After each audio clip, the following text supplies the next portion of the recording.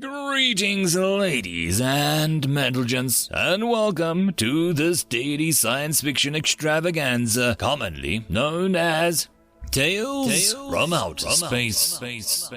Taken from the subreddit HFY. All the relevant links will be down below. And, as always, I hope that you enjoy. And if you do, please consider supporting the channel. On to the science fiction. Story number 1. The Slaver's Pride, written by Chapathing. To break slaves is to separate one from animals. Beasts fight their own battles, build their own homes, and bear their own burdens. A civilized race must not labor for their own rewards. By acquiring slaves, one distinguishes themselves as a civilized and the slave as something less than the beast. A creature that fights its master's battles, builds its master's homes, and bears its master's burdens. To break and serve. Book of the Slaver Guild forward. The Dunsmith family saw tragedy today as their daughter, Abigail Dunsmith, was taken by the sea in the early hours of the off-coast of Blackpool. The young woman of 16 years fell into the water after a storm caught the ship that she and her family were on off guard and disappeared into the waves seconds later. The Dunsmith family continues across the Atlantic, bound for Boston, as was their original intent. The tragedy facing the Dunsmiths is not a new one, and one that has plunged all of these seeking to cross the Atlantic. This tragedy is one shared by hundreds of families who braved the transatlantic crossing. The London Times, March 21st, 1821. Captain Zeneg stood over the alien. It shivered on the floor, covered in a salt water that made its primitive front fiber clothing cling to its pale flesh. Zeneg slammed his foot onto the ground, startling the alien. It looked up at him. Its eyes showed how scared it was. Zeneg was pleased. Fear was a universal language. No matter how clever or stubborn all aliens felt it, it was just a matter of bringing it to the surface. Zeneg crouched down. The rest of the crew loomed behind him, watching to see how it would break this one. He grabbed the alien by the jawbone and turned the creature's head. Threads of copper-toned fur, long as his arm, dangled from the creature's head. This one was surprisingly strong. He forced the alien's head up to look it in the eye. The alien was afraid, but not paralyzed, blood pumping through it in a painfully primitive circulatory system. The creature was ideal for breaking. He pressed the clawed finger against the creature's neck until a trickle of blood spurted out of its weak flesh and to establish dominance. Zeneg planted his foot on the alien, affirming to the crew that it was his. They cheered excitedly. The captain had claimed the alien. It was time to break it. The alien was locked in a mag shackles and pulled down narrow halls and breaking corridor. To the uninitiated, the breaking corridor was tantamount to creative and cruel means of execution, and to most civilized races it was. But primitive races were made to sterner stuff, still physically weak and vulnerable, but remarkably resilient all the same. First they forced it out of its garments and act that, to the amusement of the crew, the creature hid its reproductive organs in what could only be described as shame. When the crew saw the entertainment, Zeneg saw the perfect means of breaking the creature. He could see the potential strength in the alien's body. It would have to be broken both physically and mentally. In the days that they had the alien on board, they had identified it as human. The Empire strictly forbade slaving them, but Zeneg was never one to follow the rules of the Empire. Despite protests from the rest of the crew, they continued, traveling from system to system, picking up aliens to break and sell. All the while, Zeneg conducted his orchestra of breaking. Shrieks of pain, howls of despair, as it was the music that kept him going. And during all of this, the human continued to break readily. Zeneg only had to foist the Gestrat breeder at the human once for it to respond eagerly to his commands. It was a pretty specimen of the species, and one that he intended to make intact. After seeing the results of one round of lashings, he forbade them from instead focusing on breaking her mind. 2 years of breaking later, and finally Zeneg had met a breakthrough. He had the human strapped down, and Zeneg retrieved the breaking blade, decorated in rare metals and symbols of each slave broken with it. The blade was terribly sharp, but not intended to carve or stab, even though it was even able to do so.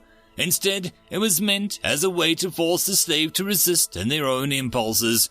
Drag the blade along their body, and it will cut painfully, but if they resist or move in the slightest, then the blade would sink further into the flesh and cause a terrible pain beyond just the cutting along the surface. Thus, after 2 days of tracing symbols into the human's flesh, she was completely still and fighting to not react. Marking blades left a clean tint where they had been traced. For Zeneg, they left a dark red stain on the subject's skin. The human was covered in symbols, all dark red. He left the human to be cleaned up while he rested and thought of something else to break the human. He returned to the cell to find the human sitting patiently and waiting for him. Not believing his luck, he ordered the human to lay on the ground. Not only did she obediently lay on the ground unrestrained, but she never twitched a muscle or tried to escape as Zeneg completed his marks into her skin. He looked into her eyes and was pleased. He was looking into the eyes of a broken creature. He commanded her to back up, and she did so without question or hesitance. Delighted, Zeneg brought the human out of her breaking chamber and made her a fixture of his personal quarters where he kept the other trophies. Zeneg's crew was never the most intelligent lot. It came with a slaver and pirate territory. Desiring someone or something to speak to, he taught the human to read and write and how to speak the true language like his. She listened and spoke when asked, surprisingly intelligent too. Zeneg enjoyed speaking with his progress on how the other slaves to the human before he would sleep. Seeing her take in his words with agreement and contemplation satisfied him. She was quickly becoming his most successful work yet. Eager to see how far she could go, he taught her more languages. He was ecstatic, not only that she was obedient, but her mind was still intact. Her work of art deserved a name, and so he dubbed her Nexa, after himself, of course. The crew were not impressed by his actions, but it was not their place to judge him. As years passed, Nexa became more than a trophy. She became a second hand to the captain. He allowed Zenexa to read from, to break and serve, at first to see how far her reading and writing had come, but as she became proficient in the words spoken, Zeneg allowed her the privilege of working on slaves who Zeneg didn't have time to see to personally. Her hand was not quite gentle with the slaves, despite being one herself. Indeed, some slaves showed relief when there was Zeneg who entered the breaking chamber rather than Zenexa. Zeneg saw an opportunity and took it, having Zenexa prepare all slaves for him. After some years of allowing her to break the slaves, Zeneg went against the code of the slavers and taught Zenexa to use his breaking blade on their flesh. Where his marks in her flesh were ancient symbols of the slaver guild, Zenexa's marks into the slave's flesh were deep and ornate, sometimes taking days to complete her work into them. Zeneg was filled with pride and allowed Zenexa to carry his breaking blade since he almost never entered the breaking corridor anymore. Only practiced theory and the occasional stubborn slave that required more of a sheer brute force. Zenexa became so proficient with the breaking blade that she'd need days of privacy with the slaves. She'd exit and they would be as loyal as anyone could desire. Zeneg began taking Zenexa's slaves as his own personal guard as he worried about the loyalty of his own men. At any one time, he had at least 5 broken guards, all with Zenexa's marks on them. Seeing how Zenexa had grown over the years, Zeneg saw no reason not to take her as a mistress. He never dirtied his family's name by taking a slave as a bride, but he wanted to claim her as his own all the same.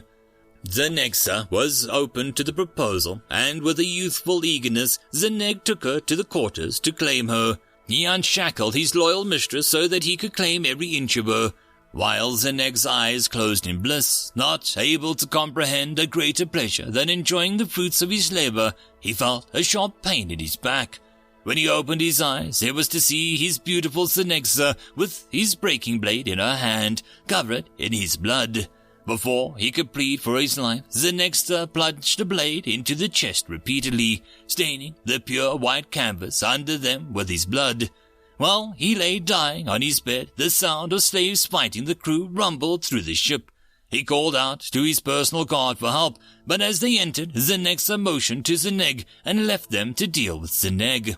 Zeneg accepted his fate and waited for death, but it did not come. The guards stabilized his wounds. He thought that they were rescuing him until they strapped him in shackles and left him in a pool of his own blood.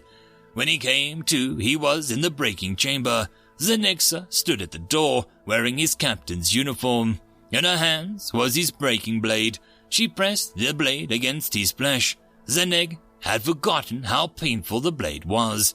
He thrashed in agony against the blade. Zenexa's punishment was swift, and she pushed the blade through his skin, bringing paralyzing pain to Zeneg.